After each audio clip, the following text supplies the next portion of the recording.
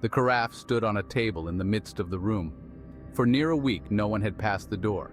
The maid was careless, and since a month the water stood unchanged. The leading race of animalculae had thus attained a great antiquity and were far advanced in scientific studies. Their chief delight was in astronomy. Philosophers passed their days in the contemplation of the heavenly bodies. Society pleased itself in the discussion of competing theories.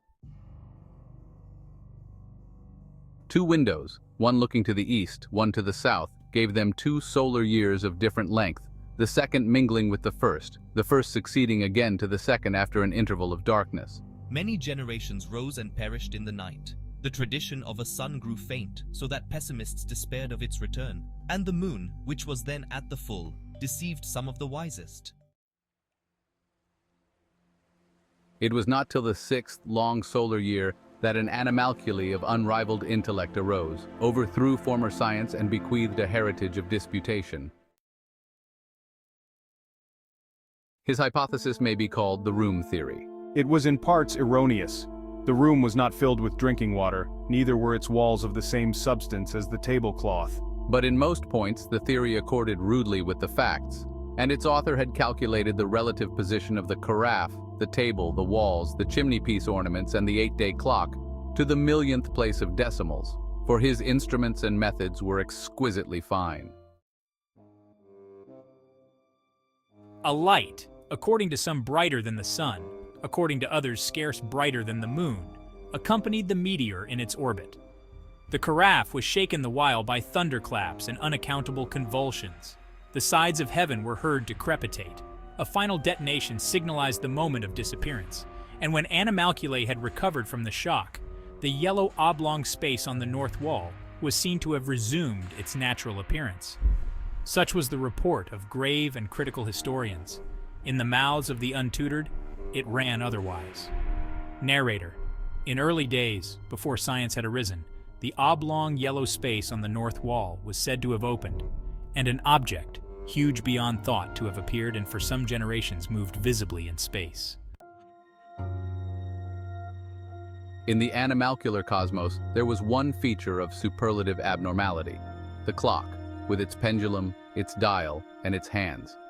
Generations of observers had proved beyond question that the pendulum swayed, that the hands crept about the dial, and that the phenomenon of the chimes occurred at intervals of a roughly approximate equality, and that it was at least possible to conceive a relation between these intervals and the precession of the hands.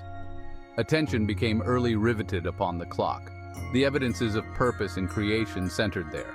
The creator, who spoke obscurely in his other works, seemed in the clock to utter an authentic voice, and theism and atheism joined battle on the question of the clockmaker.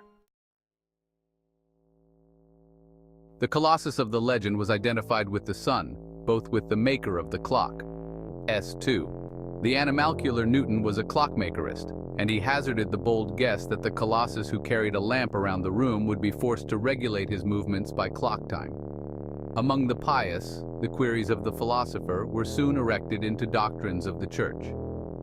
The colossus of the legend was identified with the sun, both with the maker of the clock. The cultus of the clockmaker succeeded in the place of earlier religions, water worship, ancestor worship, and the barbarous adoration of the chimney-piece. To him, all virtues were attributed, and all becoming animalcular behavior was massed under the rubric of clockmakerly behavior. The other party cried out the while on animalculomorphism. The philosopher had declared all space to be occupied by water. Nothing was less proved, nothing less provable. Beyond the inner skin of the bottle, water ceased. And if so, where was your clockmaker? Life implied water, thought implied water. No one not living in water could conceive the idea of time, how much less of a clock. Examine your hypothesis, said the clockmakerists, and it comes to this: a creature that lives in water living out of water. Can reasonable animalculae amuse themselves with such absurdities? And granting the impossible, granting for the sake of argument that life and thought exist beyond the walls of the carafe, why does not the clockmaker declare himself?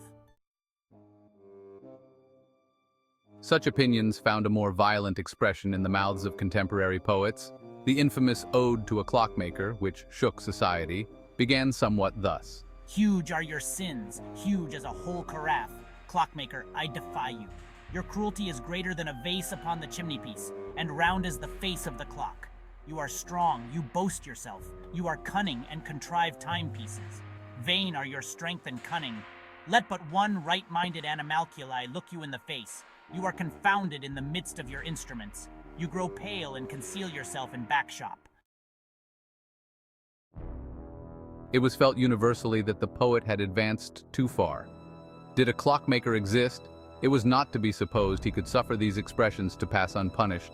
It was to be feared the whole carafe might be involved in his revenge. The poet, after a trial, in which he gloried in his horrid sentiments, was condemned and publicly destroyed, and this act of rigor checked for some generations the spirit of free thought. The dawn of the 7th double solar year was anxiously expected. As the moment approached, every telescope in the bottle was directed on the eastern window or the clock, and after the event had taken place and while the calculations were being prepared, crowds waited at the doors of astronomers, some in prayer, some irreverently betting on the result. It was inconclusive.